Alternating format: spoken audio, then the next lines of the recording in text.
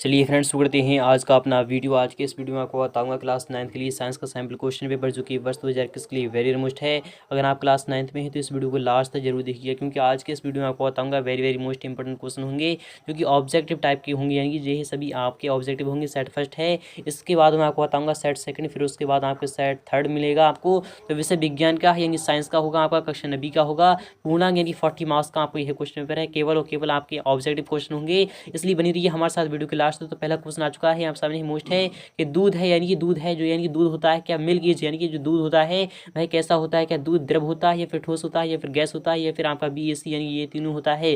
तो आपको पता होगा, यानी दूध है एक, यानी दूध एक लिक्विड है, यानी कि द्रव है, इसलिए आपका विकल्प पहला वाला यहाँ पर सही हो जाएगा। क्वेश्चन सेकंड है कि गैस के कणों के बीच आकर्षण बल होता है, यानी कि जो गैस के कण होते हैं उसके बीच जो आकर्षण बल होता है वह कैसा होता है, क्या अधिक होता है या फिर कम होता है या फिर अत्यधिक होता है, फिर इनमें से कोई नहीं। तो आपको पता होगा सबसे कम होता है, यानी कि आपका विकल्प यानी कि सेकंड वाला यहाँ पर सही हो जाएगा। क्वेश्चन में यानी कि थर्ड है, मोस्ट है बार आता है, यानी बर्फ का एक टुकड़ा यानी जल की सतह पर तैरते रहता है, क्योंकि यह जल से भारी होता है। यह बर्फ और जल का घनत्व समान होता है, बर्फ जल से हल्का होता है, बर्फ का घनत्व जल से अधिक यानी होता है। तो आपको पता होगा बर्फ जल से हल्का होता है, यानी कि आपका विकल्प यहाँ पर थर्ड वाला सही हो जाएगा। क्वेश्चन 4 है, मोस्ट है बार आता है, क्वेश्चन 4 भी बार आता है कि गर्म करने पर गैस का आयतन, जब गर्म करते हैं, जब हम गैस को गर्म करते हैं तो उसका जो आयतन होता है क्या बढ़ता है या फिर घटता है या फिर अपरिवर्तित रहता है, फिर इनमें से कोई नहीं। तो आपको पता हो, यानी अपरिवर्तित रहता है, यानी कि आपका विकल्प यहाँ पर थर्ड वाला यहाँ पर सही हो जाएगा। क्वेश्चन 5 है, वेरी मोस्ट है कि इनमें से कौन कपड़ा गर्मियों के समय में अधिक यानी आरामदेह होता है, कौन सा होता है, क्या पॉलिस्टर होता है या फिर आपका सिल्क का होता है या फिर सूती का होता है या फिर सिंथेटिक का होता है। तो आपका जवाब होगा नहीं, सूती होता है, तभी तो आप सूती कपड़े सूती वस्त्र पहनते हैं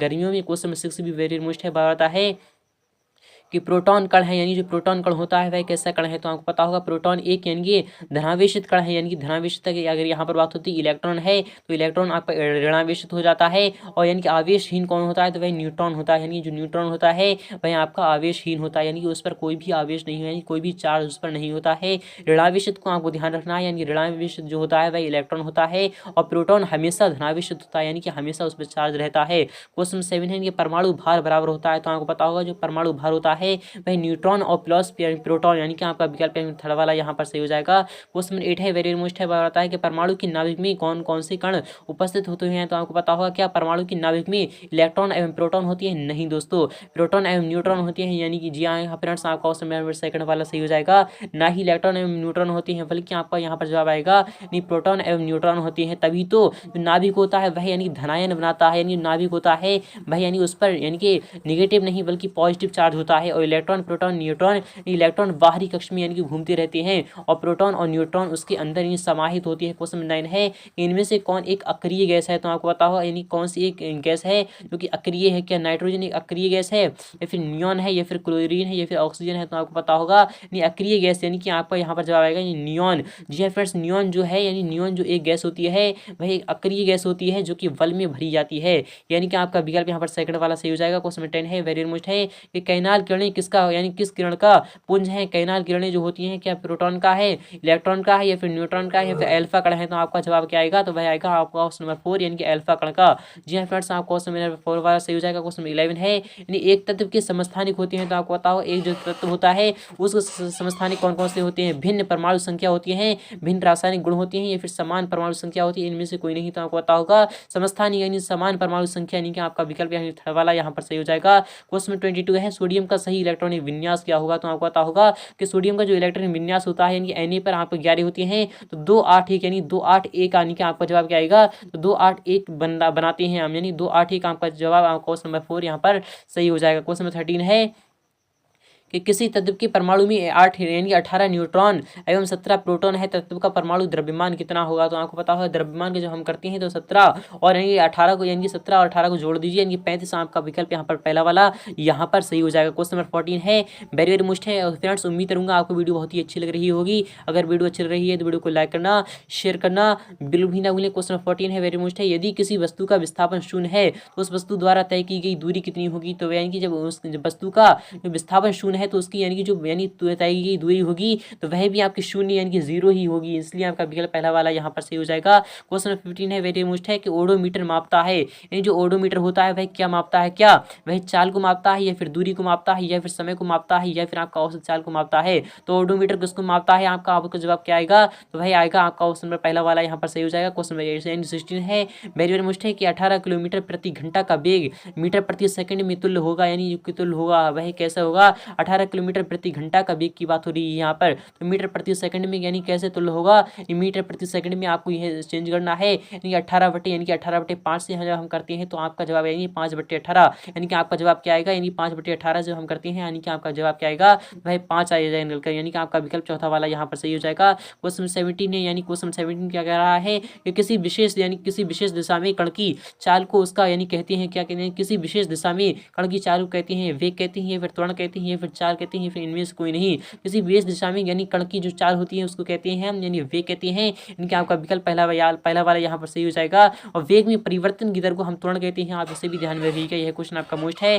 12 आता है क्वेश्चन 18 है कि न्यूट्रॉन यानी न्यूटन है, यानी न्यूटन जो होता है वह किसका मात्रक होता है, न्यूटन इज यूनिट ऑफ, यानी कि जो न्यूटन होता है वह किसका मात्रक होता है, वह होता है फोर्स का, यानी कि आपका बल का जो मात्रक होता है वह न्यूटन होता है, और कार का मात्रक आपका जूल होता है, त्वरण का मात्रक आपका मीटर प्रति सेकंड स्क्वायर होता है, और वेग का क्या होता है, तो वेग का आपका यानी मीटर प्रति सेकंड होता है। आप इन तीनों मात्रक को भी ध्यान में रखिएगा। फिलहाल कि आपका बल का जो मात्रक होता है यानी जो फोर्स का मात्रक होता है वह आपका न्यूटन होता है, इसलिए आपका विकल्प यहाँ पर पहला वाला यहाँ पर सही हो जाएगा। क्वेश्चन 19, न्यूटन की गति का कौन सा नियम है जो कि बल की परिभाषा देता है, तो आपको पता है यानी जो बल की परिभाषा देता है न्यूटन गति का वह सेकंड नियम है, यानी कि दूसरा नियम है, तभी तो वो होता है F = ma होता है, यानी कि F = ma होता है, यह आपका न्यूटन की गति का सेकंड नियम होता है। तो नेक्स्ट पे क्वेश्चन में यानी 20 है, वेरी वेरी मोस्ट है कि ध्वनि तरंगों की चाल सबसे ज़्यादा होती है, यानी जो ध्वनि तरंगे होती हैं उसकी सबसे ज़्यादा जो चाल होती है वह ठोस में होती है। क्यों होती है, क्योंकि ठोस के कण सबसे कण यानी पास होते हैं। जैसा कि मान लो यानी कोई ठोस चीज़ है, जब आप यानी कि उस पर हथौड़ा या फिर कोई भी चीज़ उस पर यानी कि बल लगाते हैं या फिर उस पर आप यानी कि आपकी अपनी यानी कि हथेली रखकर उस पर यानी कि मारते हैं तो उसकी यानी कि आवाज़ जब वह ठोस है तो बहुत दूर तक चली जाएगी, और अगर वह यानी द्रव है तो उसमें यानी कि आवाज़ कुछ ही दूर जाएगी, और गैस में तो बहुत ही कम जाएगी। तो आपका जवाब क्या आएगा, यानी कि ठोस में सबसे ज्यादा ध्वनि उत्पन्न होती है, इसलिए आपका विकल्प पहला वाला यहाँ पर सही हो जाएगा। क्वेश्चन नंबर 21 है, वेरी मोस्ट है कि श्रव्य यानी श्रव्य ध्वनि होती है उसका प्रास कितना होता है, तो आपको पता होगा यानी कि वह ध्वनि जिसे हम अपनी कानों से यानी कि वह अपनी यानी कि अपने कानों से जो हम अच्छी तरीके से सुन सकते हैं वह होती है 20 से 20,000 हर्ट्ज तक, यानी कि आपका जवाब क्या आएगा, तो वह आएगा आपका ऑप्शन नंबर सेकंड। अगर यहाँ पर बात होती है यानी कि ध्वनि का जो परास होता है यानी कि अपश्रव्य होता है, यानी कि जिससे हम बिल्कुल ही नहीं सुन सकते, तो आपका यहाँ पर जवाब आपका 0 से 20 हर्ट्ज, यानी कि आपका वह यानी कि अपश्रव्य जो ध्वनि के जो परास होता है वह यहाँ पर होता है 0 से 20 हर्ट्ज तक, यानी कि 0 से 20 हर्ट्ज तक जितनी भी ध्वनियाँ होती हैं उसे हम यानी कितनी हम ध्यान लगाएं बट हम अपने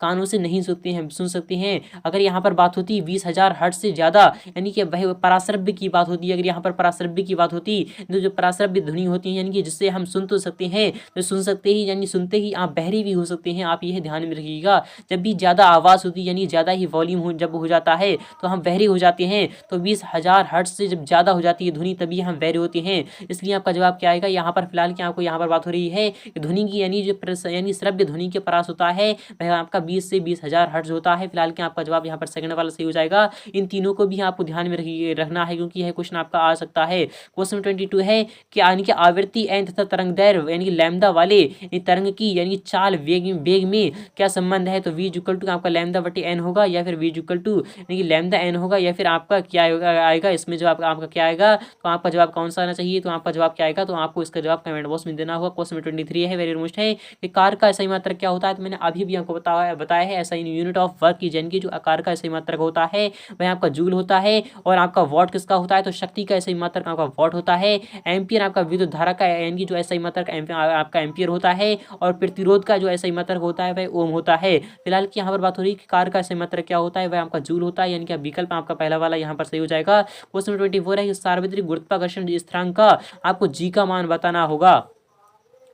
तो सार्वत्रिक यानी गुरुत्वाकर्षण स्थिरांक जी का मान क्या है, तो आपको इसका जवाब कमेंट बॉक्स में देना होगा। यह क्वेश्चन भी आपका मोस्ट है। चलते नेक्स्ट पर क्वेश्चन 25 है, वेरी मोस्ट है कि 4 वस्तुएं हैं पी क्यू आर तथा एस के द्रव्यमान क्रमशः 5 किलोग्राम, 10 किलोग्राम, 15 किलोग्राम तथा 20 किलोग्राम है। किसका जड़त्व सबसे अधिक होगा, तो वह क्या किसका होगा, तो वह कि आर एस का ही होगा, यानी कि आपका विकल्प यानी चौथा वाला यहाँ पर सही हो जाएगा। क्वेश्चन 26 है, वेरी मोस्ट है कि इनमें से कौन सही है, यानी कौन सा है जो कि सही है, तो वी स्क्वायर आपका यानी कि वी स्क्वायर इक्वल टू क्या होता है, तो वी स्क्वायर इक्वल टू आपका होता है 2 यानी कि आपका बी यानी कि आपका यू स्क्वायर इक्वल टू होता है आपका वी स्क्वायर यानी कि वी आपका 2as होता है। तो आपका जवाब क्या आएगा, तो आपका यहाँ पर जवाब क्या आना चाहिए, तो वह आपका आएगा यानी कि आपका यहाँ पर जवाब क्या आएगा यहाँ पर, तो आपका मैं आपको बता रहा हूँ यानी कि आपका ये वाला ऑप्शन आपका यानी सही हो जाएगा, V square is equal to U square minus 2as, यानी कि आपका विकल्प यानी सेकंड वाला यहाँ पर सही हो जाएगा। क्वेश्चन 27 है, वेरी मोस्ट है कि आत्महत्या का थैला कहा जाता है, जो आत्महत्या की जिसे थैली कहा जाता है तो उसे किसे कहा जाता है, तो आपको पता होगा लाइसोसोम है।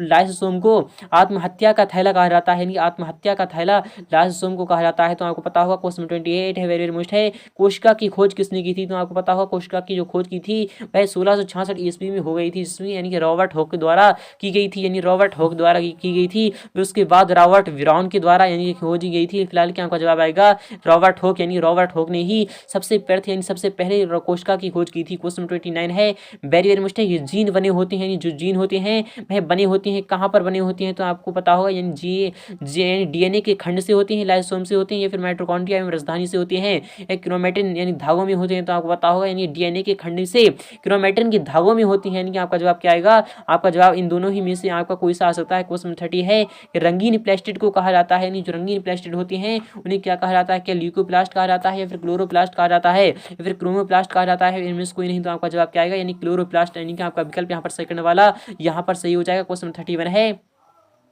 तो रक्त है इनकी जो ब्लड है वह कैसा है, क्या तरल संयोजी ऊतक है, फिर स्थायी ऊतक है, या फिर वसीय ऊतक है, या फिर हरित लवक है। तो रक्त है यानी कि रक्त आपका यानी ब्लड है वह आपका तरल संयोजी ऊतक है, यानी कि आपका जवाब क्या आएगा, पहला वाला यहाँ पर सही हो जाएगा, यानी तरल है यानी कि भाई एक यानी द्रव अवस्था में पाया जाता है। क्वेश्चन 32 है, रतौंधी कैसा रोग है, यानी जो रतौंधी रोग होता है वह कैसा होता है, क्या आनुवांशिक होता है, हार्मोनों की गड़बड़ी से उत्पन्न रोग होता है, कुपोषण से उत्पन्न होता है, विटामिन ए की कमी से होने वाला रोग। जी हाँ फ्रेंड्स, जो विटामिन ए की जब जिस यानी कि व्यक्ति में विटामिन ए की कमी हो जाती है तो उससे रतौंधी रोग हो जाता है। तो इसलिए आपका जवाब क्या आएगा, यानी कि आपका जवाब यानी कि पहला यानी चौथा वाला यहाँ पर सही हो जाएगा। क्वेश्चन नंबर 33 है कि कॉर्क कोशिकाओं में पाया जाता है, जो कॉर्क होती है उसकी कोशिकाओं में क्या पाया जाता है, क्या यानी लेटेक्स पाया जाता है, या सेलुलोज पाया जाता है, या फिर सुब्रिन पाया जाता है, या फिर लिग्निन। तो आपको पता हो कॉर्क में आपका सेलुलोज यानी कि आपका विकल्प सेकंड वाला यहाँ पर सही हो जाएगा। क्वेश्चन 34 है कि शरीर का यानी बाहरी और भीतरी रक्षक आवरण कौन सा कहलाता है, जो शरीर का बाहरी और भीतरी जो रक्षक आवरण होता है यानी जो त्वचा पर होता है वह आपका एपिथेलियम ऊतक होता है, यानी कि आपका विकल्प यहाँ पर सेकंड वाला सही हो जाएगा। क्वेश्चन 35 है, वेरी मोस्ट है कि एनीमिया नामक बीमारी किस पोषक तत्व की कमी से होती है। तो आपको पता होगा जब भी आप यानी कि व्यक्ति में एनीमिया नामक जो बीमारी होती है वह आपकी आयरन की कमी से होती है, यानी कि आयरन की कमी से होती है, इसलिए आपका विकल्प यहाँ पर सेकंड वाला सही हो जाएगा। क्वेश्चन 36 है, एक दीर्घकालिक रोग होता है, यानी जो एक दीर्घकालिक होता है यानी बहुत लंबे समय तक चलता है, यानी दीर्घकालिक है यानी बहुत लंबे समय अंतराल में चलता है, तो वह कौन सा है, क्या मलेरिया है, नहीं दोस्तों, मलेरिया का आप यानी दवाई खाते ही लगभग सही हो जाते हो। क्या यानी कि एक्जिमा है, या फिर जुकाम है, या फिर हैजा है। तो जी हाँ फ्रेंड्स, आपका जवाब क्या आएगा, वह हैजा आएगा, यानी कि हैजा जब किसी को हो जाता है यानी कॉलरा जो हो जाता है तो वह एक दीर्घकालिक रोग है, यानी कि बहुत लंबे समय तक चलता रहता है, इसलिए आपका विकल्प यहाँ पर चौथा वाला सही हो जाएगा। क्वेश्चन 37 है कि वायुमंडल में कार्बन डाइऑक्साइड बढ़ने का संबंध क्या है, यानी जो वायुमंडल में दम कार्बन डाइऑक्साइड बढ़ती जा रही है उसका यानी कि रीजन क्या है, यानी कि उसका मतलब क्या है, आखिर क्यों बढ़ रही है, क्या समुद्र तल के उठने से बढ़ रही है, या ओजोन परत के अपक्षय से बढ़ रही है, या फिर अम्ल वर्षा से, या फिर आपका चक्रवात से।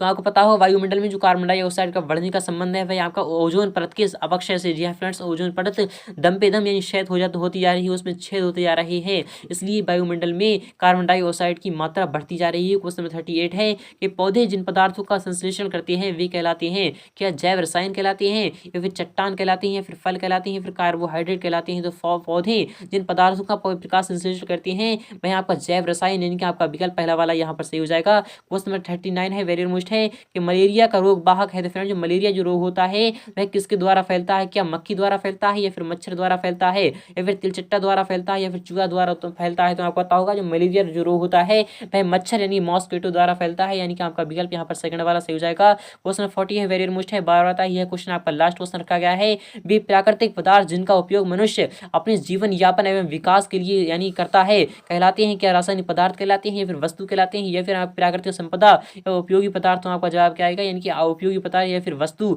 आपका जवाब आप इन दोनों में से कोई सा भी ले सकते हैं, तो आपका जवाब सही मिल जाएगा। तो फ्रेंड्स उम्मीद करूंगा आपको वीडियो बहुत ही अच्छी लगी होगी। अगर वीडियो अच्छी लगी है तो वीडियो को लाइक करना, शेयर करना बिल्कुल भी ना भूलें। मिलते हैं नेक्स्ट पार्ट।